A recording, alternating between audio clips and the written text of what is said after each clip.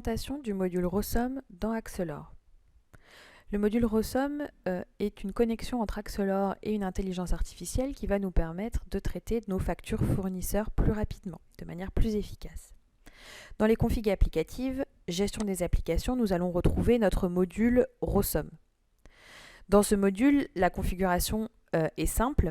Il suffira de renseigner son nom d'utilisateur et son mot de passe Rosom pour que le système récupère toutes les informations nécessaires pour envoyer la facture, pour que Rosom traite les données et nous renvoie les données lues sur la facture. Une fois cette connexion faite, nous allons pouvoir utiliser le module Rosom.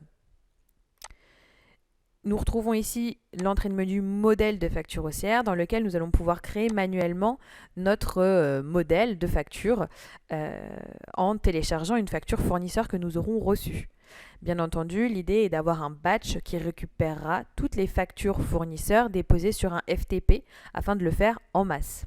Pour la présentation, ce téléchargement se fera manuellement.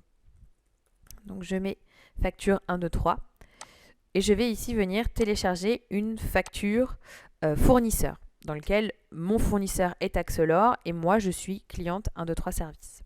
Je vais ici augmenter mon timeout par précaution, d'accord ? C'est un timeout manuel lors d'un traitement de masse. Ce timeout ne sera plus paramétrable manuellement et ce sera transparent pour l'utilisateur. J'ai ici ce qu'on appelle une queue. Donc j'en ai paramétré 2 sur mon compte Rosom. Une queue qui n'utilise pas le statut confirmé, c'est-à-dire que s'il y a des modifications à apporter sur la facture parce que l'intelligence artificielle aurait mal lu une information, soit parce que l'intelligence artificielle s'est trompée, soit parce que la qualité de la facture fournisseur est mauvaise lors du scan par exemple, et donc l'intelligence artificielle n'a pas réussi à lire l'information, je vais pouvoir corriger cette mauvaise information directement depuis Axelor. Si je sélectionne mon autre queue qui, elle, utilise le statut confirmé, alors je vais pouvoir corriger l'information également sur Rosom, sur l'intelligence artificielle. L'intérêt de corriger sur l'intelligence artificielle une information mal lue ou mal comprise par le système, c'est que à la prochaine réception d'une facture fournisseur ayant le même format, l'intelligence artificielle aura appris de son erreur et récupérera la bonne information.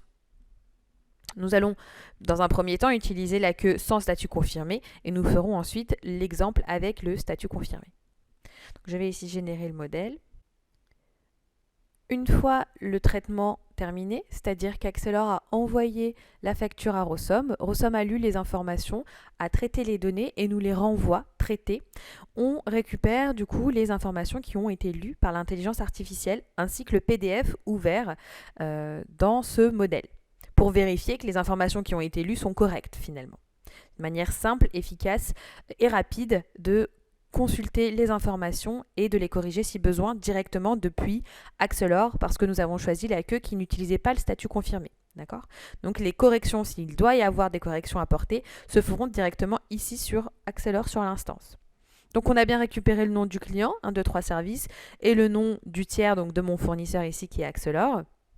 Je viens ici récupérer le type de facture. Le système aujourd'hui n'est pas capable de distinguer une facture fournisseur d'un avoir fournisseur. D'accord ? Donc nous devons le sélectionner ici manuellement.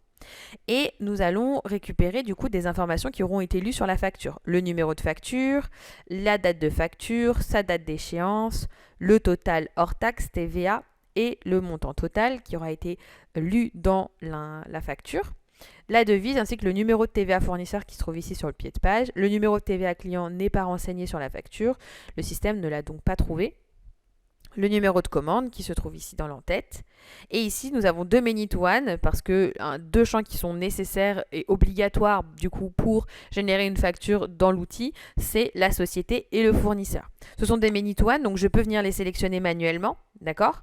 Et j'ai également ici un bouton qui s'appelle reconnaître les champs et lorsque je clique dessus, le système vient rapprocher le nom du client et le nom du tiers ici et vient récupérer en base si nous avons quelque chose qui correspond à l'information lue par l'intelligence artificielle. Donc ici, en cliquant sur reconnaître les champs, il a bien reconnu que ma société c'était 1, 2, 3 services et que mon fournisseur c'était Axelor. Une fois ces informations vérifiées, confirmées et que nous sommes d'accord avec ces informations, nous allons pouvoir cliquer sur le bouton générer facture et nous allons avoir une facture dans l'objet facture d'Axelor qui sera générée dans l'outil. D'accord ? Et donc ici, on retrouve les informations de notre facture.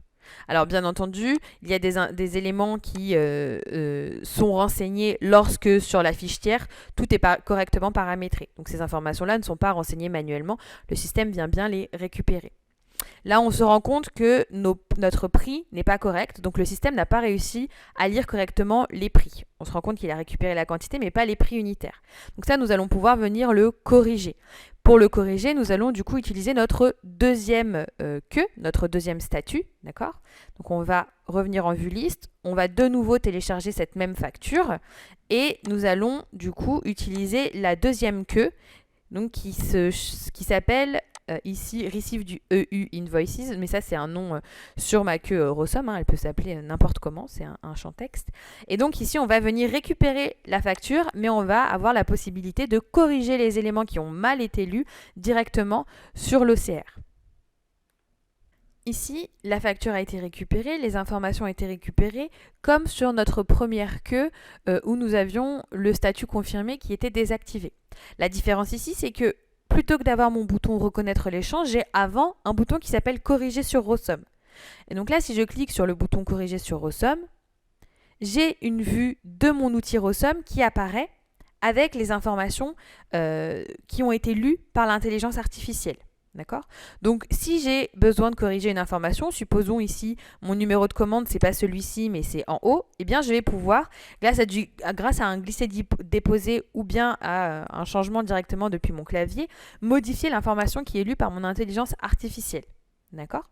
Donc, nous, ce qui va nous intéresser ici, parce que toutes les informations de l'entête avaient correctement été lues par le système, ça va être plutôt de regarder notre tableau.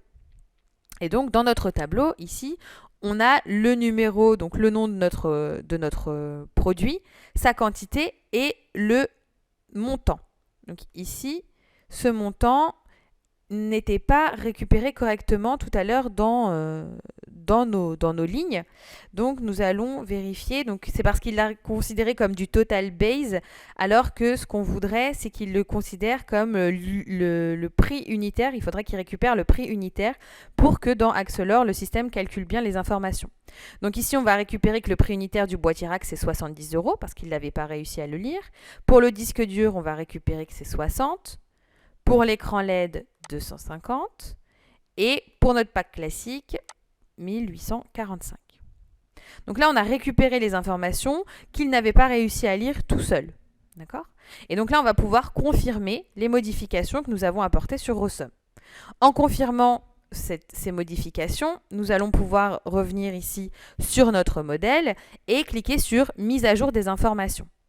Cette mise à jour des informations est finalement aller récupérer ce que nous avons modifié manuellement sur Rosom, sur l'intelligence artificielle, pour récupérer ces informations dans Axelor.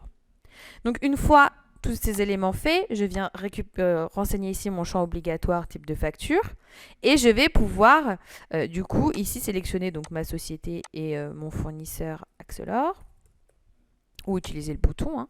Et donc là, je vais pouvoir valider. Effectivement, j'aurais pu le faire directement depuis mon bouton, mais ça vous permet aussi de voir que manuellement, vous pouvez le faire si le système ne le reconnaît pas.